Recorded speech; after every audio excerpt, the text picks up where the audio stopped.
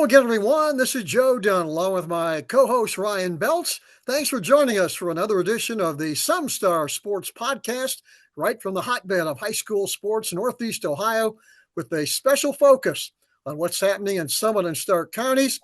And this week's podcast is special because we welcome back for another season of talking high school, college, and NBA basketball. Hall of Fame coach Randy Montgomery joins us.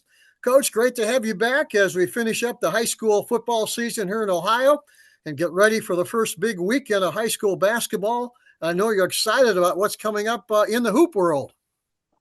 Yeah, I actually went to a game and saw Canton South and Marlington play already in high school, and it's tipping off. It's here.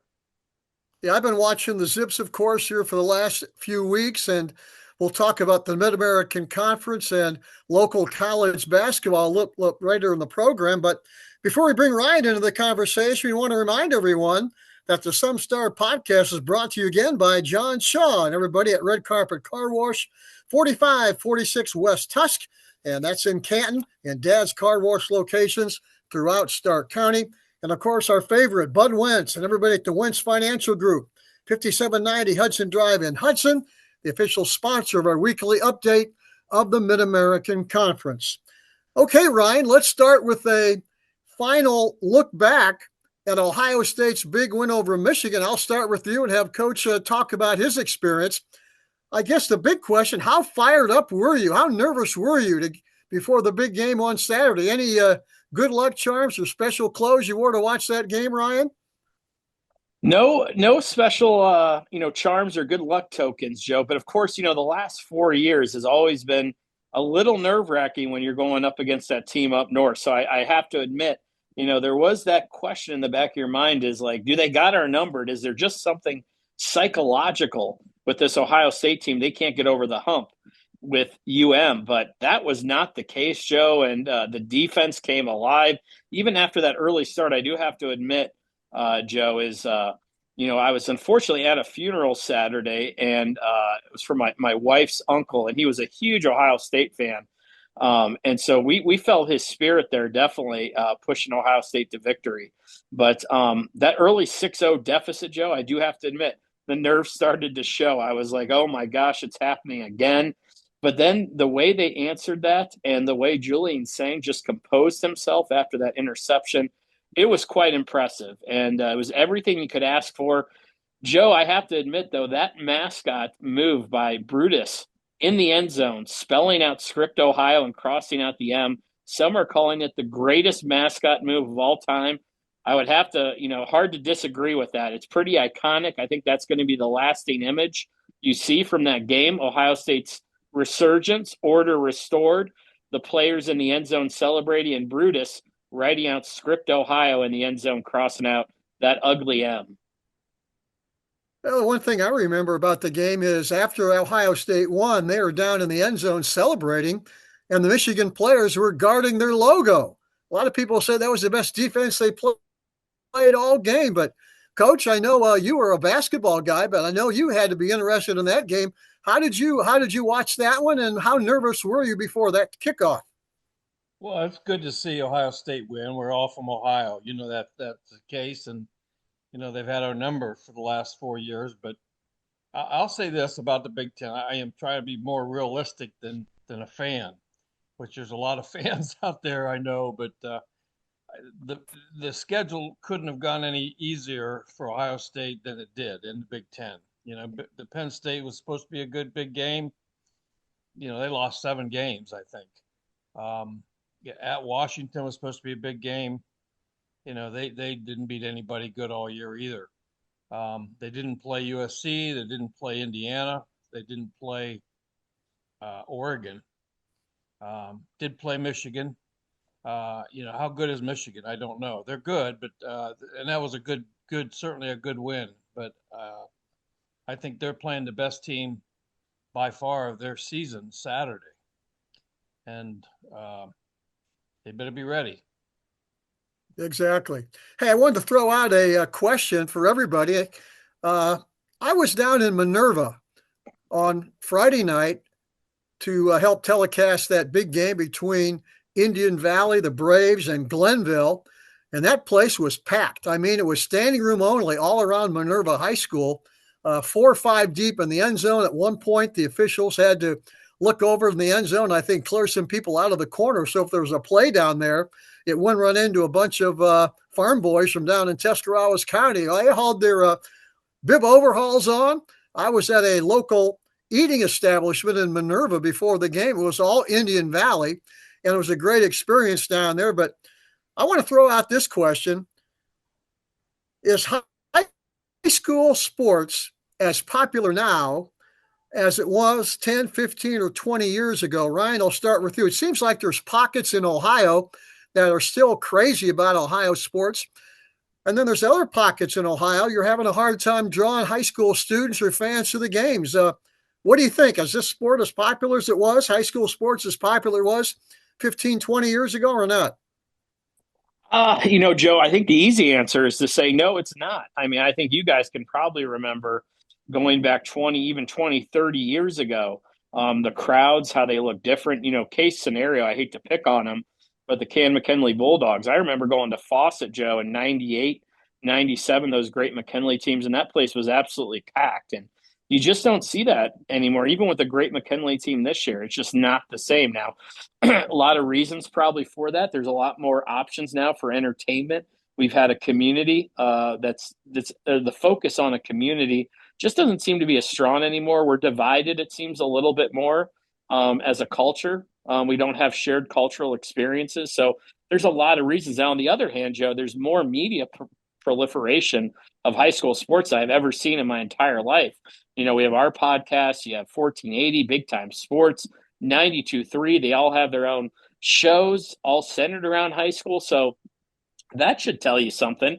The amount of media that people follow, the amount of high school accounts where they highlight all their accolades every week, the amount of discussion around high school sports, that seems to be elevated, but the actual attendance, it doesn't seem to have translated there. So in one hand, I think, yes, there's no question high school sports, at least community wise, has decreased, but man, I would say media wise, it's never been better. If you're a high school sports fan, just ask the Shadow. Coach, I lead into this question because I'm going to throw out something now that I'll have you comment about the popularity of high school sports, because they've added something new to this right now with the adoption of the NIL package for high school sports in the state of Ohio.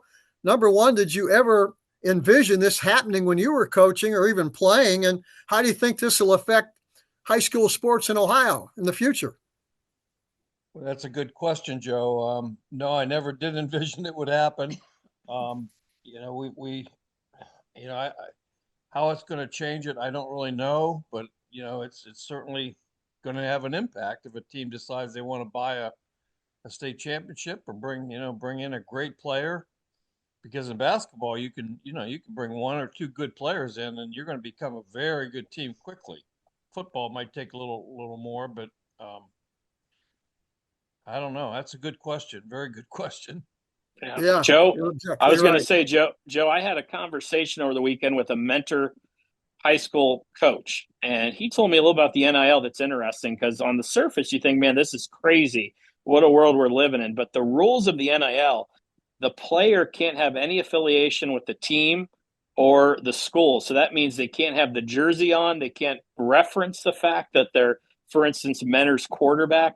It really only benefits those 1 in a million, like the LeBron James, which we already knew he was, we knew probably he didn't get that Hummer the way they said he got that. So it's really going to only impact those that already have name recognition outside of their school. So, those great athletes, those great quarterbacks that, are studs, maybe top athletes in the country, they're really going to benefit, and they could make quite a bit of money at the local car dealership or state sponsorships. But to me, with the restrictions in place currently, the way it was described to me, it's really not going to impact, the local kids. Yes, you might have, a local sponsor that'll be able to pay the kids a little bit and take care of them, but not the big bucks that I don't think we're going to see nearly at the collegiate level, unless you're an ultra national talent.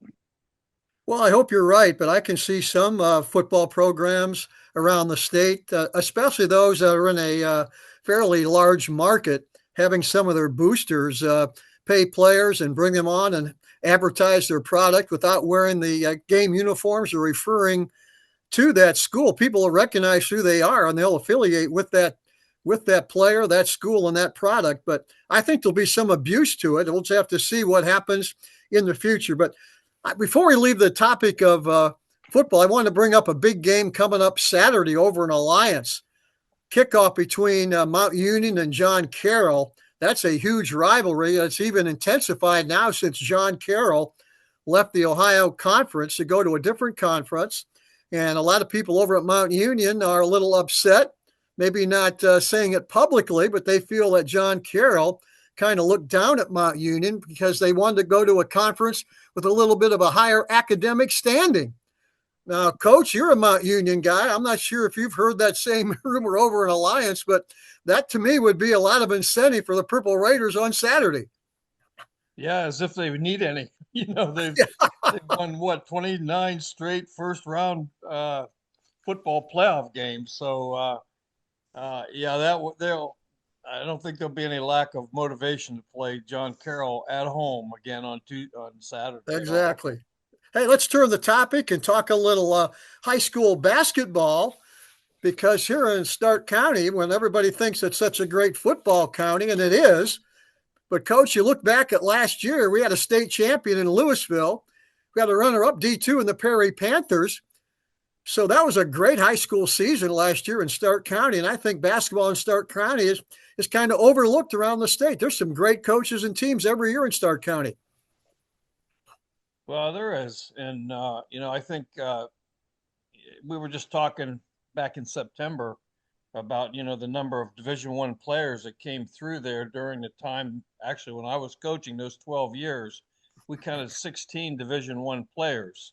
Two of them played with your son. At Jackson, winning the state championship with Egner and Henniger, and Kyle Young and Logan Hill and Raymar Morgan and Kenny Freeze and the Guy Evans and Niles Evans and the list just goes on and on. That doesn't even count C.J. McCollum, who was making $34 million this year playing for Washington. You got C.J. and you got another first-round draft pick in Costa Kufas. Those were all guys that were there, and I don't see that level of talent that's come through there for a few years, but it could turn, and you never know. But it's a good. There's no question. Stark County is a good basketball. Coach, have you had a chance to kind of analyze high school basketball this year in Stark County? I'm guessing Canton McKinley again is going to be the team that beat in the Federal League. They have a lot of returning players. Success last year. I like the Massillon Tigers. I think they're going to be good again. Other than that, who are some of the teams that you've talked to or talked to people that think are going to be pretty good? Well, I've heard that McKinley and Hoover are kind of head and shoulders above everybody else talent-wise. So those two, and then beyond that, normally it's been Jackson in there and other teams, but I think Jackson has bounced back to a little bit of a gap there between them and McKinley and Hoover. Lake will be better. I don't know how much better. Green will be, competitive, but I don't think they've got the players that they had 5 years ago. Perry is, going to be well coached, but you just never know how they'll come through. If they can make a run like they did last year and live off that run a little bit, that will be great. So those are good teams. Alliance is very strong, I'm hearing, and Massillon, as you said. So I think those four teams are teams to really watch in the area. What about the Pack? I know Northwest was good last year. They got the Pack Player of the Year back. What have you heard about the Pack? Maybe some of the teams down in Wayne County they'll threaten Northwest for a conference championship. Well, Northwest got beaten pretty soundly the other night by Norton, who I think is I saw that. Team. B.J. Sanderson's the coach there. He played for me at Triway. So they've got a good team. I know he talked to me this summer about how good he thought they could be. Triway is going to be very good. I think Triway's got got a solid team. And beyond that, Manchester, I think, will be a decent team. Um, I saw Canton South play. I saw Marlington play. Both of those are going to be teams that are going to be fairly young and need to develop as the season goes on. But it'll always we'll see here in another week or two how things shake out. And I know McKinley's playing St. V first game, so that'll be a nice challenge for him. Exactly. Some of the big games coming up this Friday night. Toledo Whitmer will be at Hoover. Your alma mater, Salem, will be at Alliance on Friday night. I'm not sure if you're going over to that game. Perry will be at Louisville. Ursuline at Central Catholic. Green will be at Talmadge. I think Central Catholic has a chance to be pretty good. They lost their best player, who's now over at Walsh University, but his younger brother is back, and they got Minor, the big kid, back at about 6'8", so they'll be better. But are you heading over to Alliance Friday night to watch that Salem Alliance game, Coach? I'm not sure which game I'll go to Friday, but Alliance I hear is very good. I heard they scrimmaged Jackson and handled them soundly. And I heard from another source that they're very good. They had a boy transfer from Marlington in there that's a good player. So yeah, Salem will, at Alliance, they'll be hungry. They'll be a veteran team, and the Quakers need to be ready. Exactly. How often do you sit back on those cold winter nights, Coach, and think about those great Salem Quaker teams you watched or played on years ago? Well, as Ryan was saying, and talking about tradition and people, coming to the games, my high school, which was 100 years ago, Yeah. 1973, at one point, we had 1,200 season ticket holders when Wow. John Cabas was there. And they actually built a second deck onto the gym. The gym at Salem um, held 4,200 people at one That's point. amazing. And they just you experienced that through the years with McCluskey at Farrell and all the the as Ryan said at the field house. The field house was packed every night. I coached there a number of times when it was jam packed. So Yeah, I don't know. I hope those days come back, not just once in a year type of thing. exactly. Ryan, I know you're up in that Cleveland area now. I'm not going to ask you to analyze those Cleveland area teams unless you want to, but looking down here into Stark County, Jackson may be down a little bit. Boy, they've had some great runs in talent and championships over the years, and you experienced a lot of that. Certainly, it's a great program under both Coach Fieldline and under Coach DeBevick. They've really built something special there, and this year, according to people I've talked to, it is going to be a year where the expectations aren't as high in Jackson. They're starting, I think, 3 freshmen, so I think it's going to be an opportunity to build upon that and see what you got, and hopefully give them a lot of experience. I think Kyle Young, from my understanding, is going to be helping out again and going to be on the bench. So that's a great resource for these kids to talk to a guy that won a state championship for their alma mater and then went to Ohio State and had a successful career. So, what Jackson always succeeds at, I think, is really great in development. They develop those young talents early on. And then when they get to the high school level, I think they only get better. So that's what I think they're going to look at. But I think McKinley and Hoover, Coach, from my understanding, those are teams both capable of making deep runs in the state tournament. I think either one of those could make a Final Four. Yeah, I still haven't wrapped my head around what is getting to the Final Four. I guess with 7 divisions, that's quite a jump from 4. If they'd have made it 5 divisions, I'd say, well, that's still pretty hard. But you got 7 divisions. I don't even know who's in whose division anymore. I need to learn that, but it's just such a. I guess it's somewhat watered down to get there. To have 7 teams there, they don't even have a Final Four anymore. That's something they're looking into. They're trying to pair it up so that the semifinal game is somewhere near Dayton, somewhere near the date of the state finals. But Joe, as you know, you were there 100 years as I was at all those, and that was a special time to be at St. John's Arena and shot when the place was packed. But I don't. Exactly. It had an average of I think 4,200 people last year for the state championships. It Yeah, was that's too bad. embarrassing, really. Yeah. Well, I'll tell you, my friend and your friend Frank Jesse sends me all sorts of information about prior players and great teams and coaches. And he sent me something a couple of weeks ago. He cut out the Beacon Journal from the all district team of 1960 that had Elijah Chapman and Nate Thurman, both played for Joe Sigford up at Central. And the rumor was that at that point, Nate Thurman was only about 6'6" or 6'7".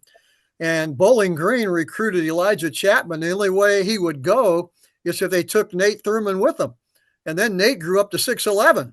So you never know what's going to happen. But just taking a look at some of those great names on that all-district team, guys like Jimmy Darrow that played at Akron South, that played with the Goodyear Wingfoots, which is we could do a whole show on the Goodyear Wingfoots and some of the great players they had. And you just go back there and it seems like it's not the same. It makes me not the same because I'm older now, and I look back. When you look back at things like that, it always seems like it's better then than it is now. But I just wanted to mention that it was fun to look back at some of those great names in high school basketball through the years. And Coach, I'm sure you do the same too. Look back at some of the great teams and coaches.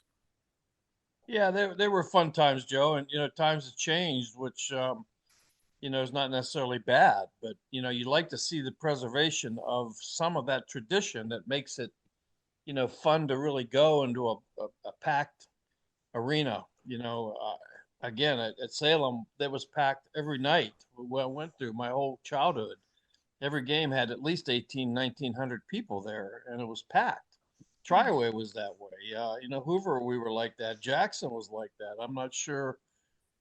You got to promote a little bit more. That's one thing I think guys need to do, a little more promotion, make it a little more festive, turn off the lights, get people involved and I agree. dance teams and do some things, which, that's a whole show. But the games I go to, they name the names, go out, play the game and leave. Yeah, exactly. It's not the same. You got to make it a show. You got to make it entertainment. Absolutely. There's a lot of entertainment options out there right now. You got to make it the place to go on Friday night and Tuesday night, but we'll talk about that in future programs. But let's switch the topic now to college basketball, which I love. And I know, Ryan, you love it. And Coach, I know how much you love it. And I think we are blessed here in Northeastern Ohio with some great college basketball, Mid-American Conference, the Horizon.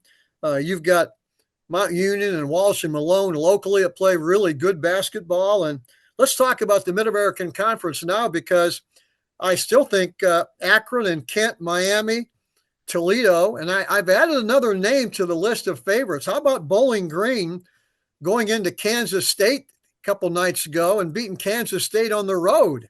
So add them to maybe a top of the bracket in the Mid-American Conference, Coach. It's going to be a wild ride there in the MAC.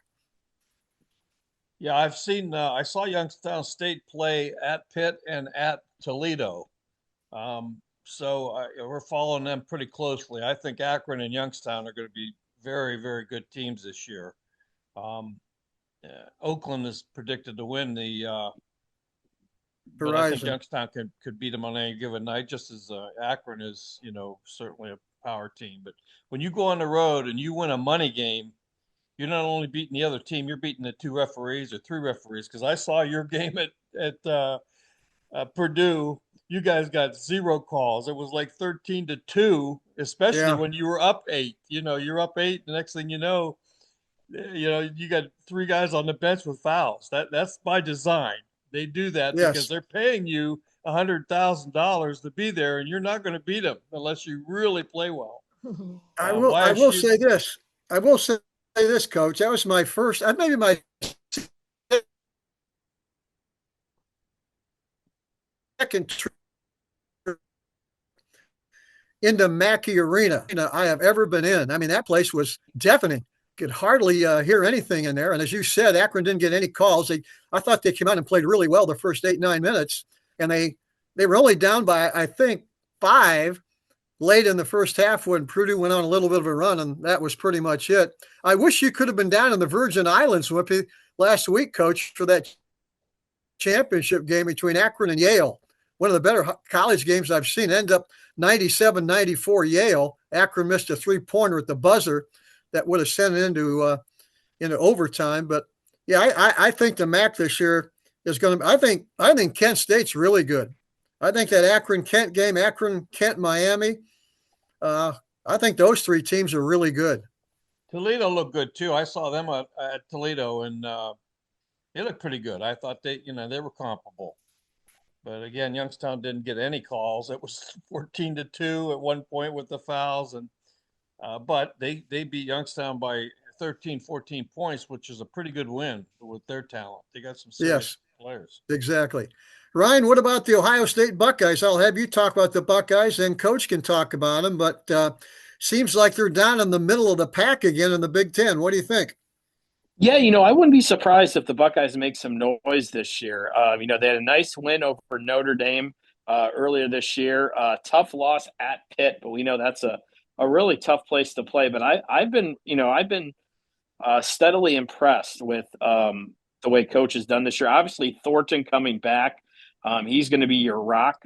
But I think they got some really talented guys, including Mobley Jr. and Bynum. I think, again, I think they're a team that can be scary. I think they're a team that later in the year you don't want to play. But again, I'm looking at the Big Ten, Coach, and I think it's the best conference. I hate to say this, but I think might be the best team in the country. You got Michigan State that's really good. I know Purdue, as we talked about. But then you got Indiana, USC, Illinois. I think you have a dangerous team in Ohio State. I think Penn State can be a dangerous team. And I think Nebraska can be a dangerous team too. I think it's a pretty loaded conference, top to bottom. There's no question about it. Coach, what do you think about Ohio State?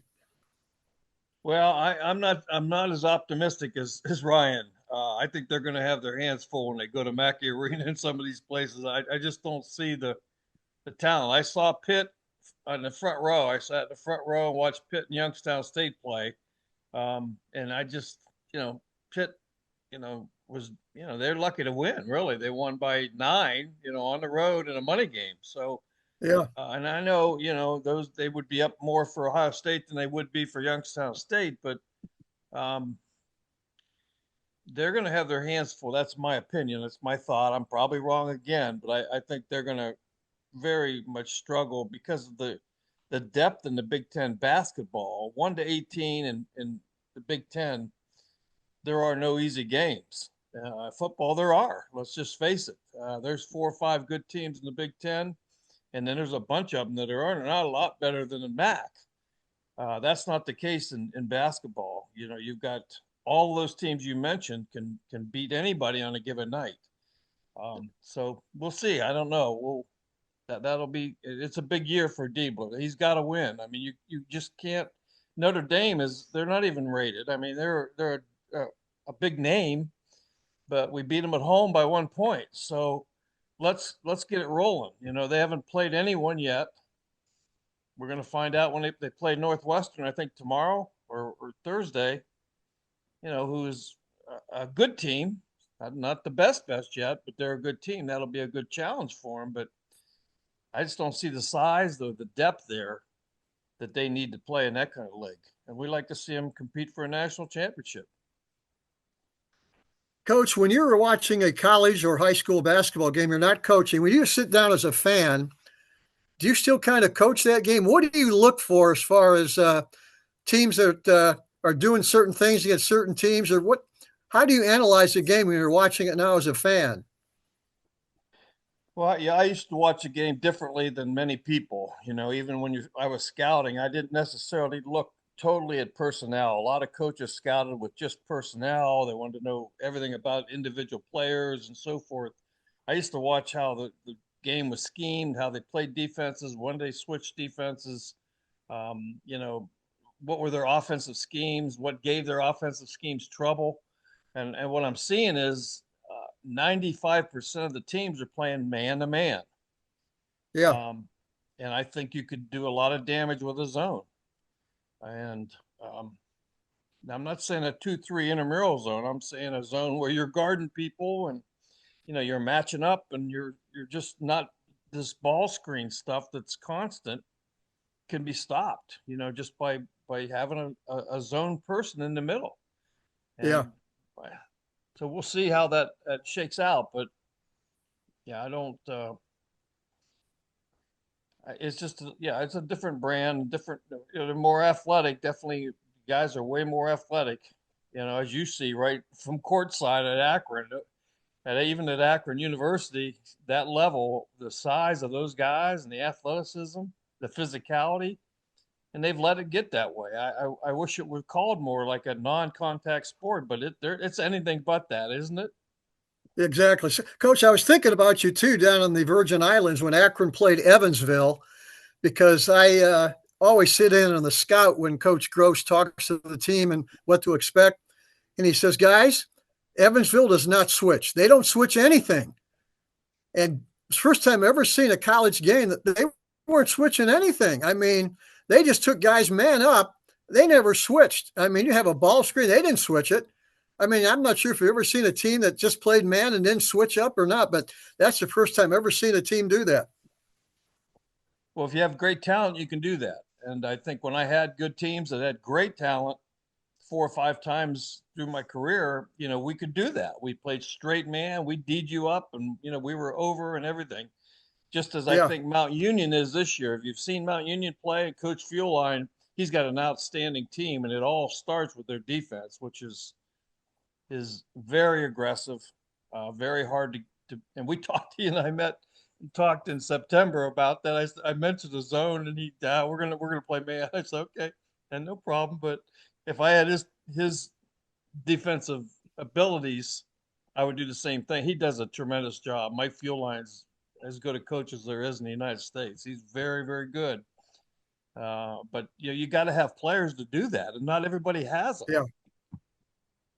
I'll tell you, a lot of times I've watched Coach Gross. A lot of times he'll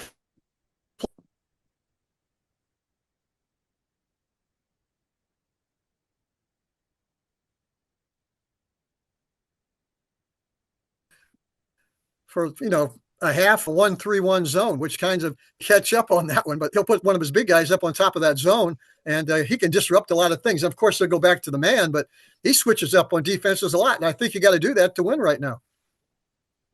Well, even by possession, don't you think? Even Ryan, I mean, it's to steal 3 or 4 possessions a game.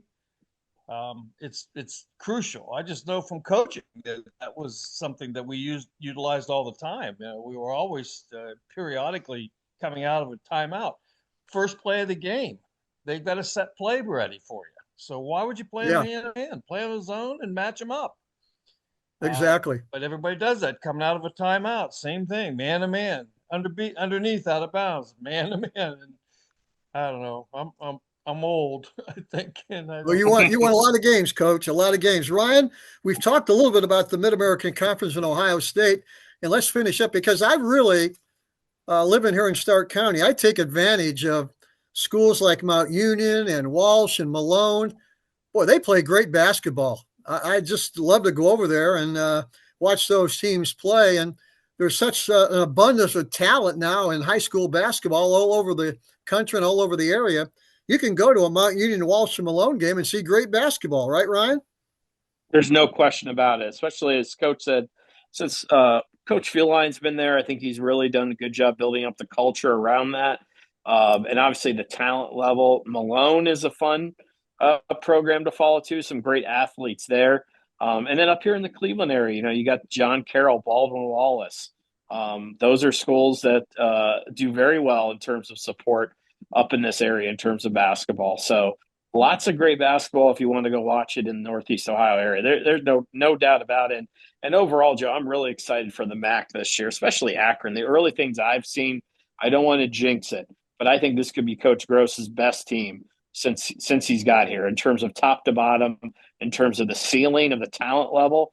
The unfortunate thing, though, is I think this might be one of the better years in the MAC I can remember. So I think it's going to not be as an easy road to get out of, which makes it such a shame it's a one-bid conference because I think this is going to be one of Akron's best teams. Well, Coach, I'll leave it at this. I'll be calling you to invite you up to the Akron-Kent State game again. I think we can make that a tradition. And you can circle January 30th on your calendar. I'll get you a ticket for that. We'll be there.